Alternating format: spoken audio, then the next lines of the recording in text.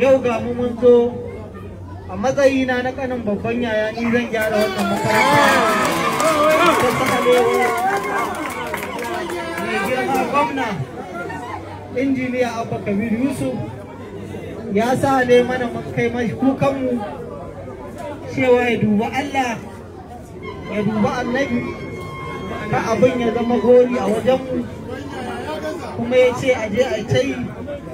akwai wasu ayyukan ma da yawa musamman ma harkar yi wa mata na gawuna da matasan su empowerment in Allah ya so ya yarda muna nan tafe dukkanin wanda ya wannan tsari namu na kwankwasiya kan karan Allah da za mu yi masa da itace Allah ya so ya yarda ba za mu manta da irin gudunmawa da al'ummar wannan mazaɓa ta gawuna ta bamu ba musamman ma yadda ta ga ta gaji da can kuma ta zo ta zaɓe ni a matsayin ƙani ta ce na je na nemo kuma Allah ya yarda daga yau mun fara hassasa aikin alkhairi a wannan mazaɓa shi yasa muka fara da wannan makaranta mai tarihi ta hali Qur'an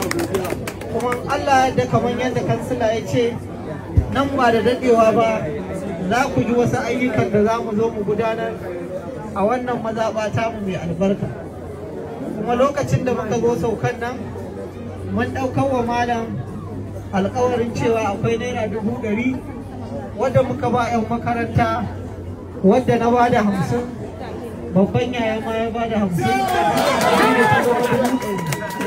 na ce ba zan bada wannan kuɗi ba sai na je cirani na da zuwa da wuri ya fi zuwa da wuri ya sa yanzu ga wuri na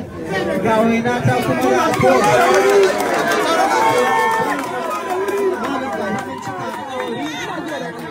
Allah ya jagora Allah ya yarda a cikin wannan sati mai shiga za a zo a wannan makaranta za a ci gaba da aikin ta kamar yadda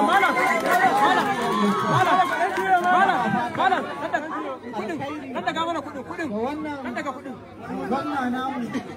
balaraban gwamna injiniya Abba Kabir Yusuf malam a ci gaba da yi wa gwamnan mu addu'a a ci gaba da wa balaraban gwamna addu'a wannan ayyukan alkhairi da yake ta kakkaɓowa musamman a wannan mazaɓa tamu mai albarka kuma muna masa addu'a Allah ya raba shi da hajiya lafiya dukkanin ƙudure-ƙudurensa na alkhairi musamman ma akan harkar ilimi da lafiya da harkar ba matasa jari da iyayenmu mata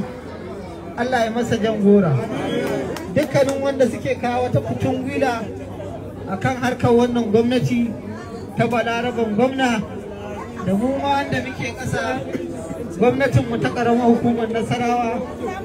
Allah ya yi mana maganin su masu shiryuwa ne kuma Allah ya shirye su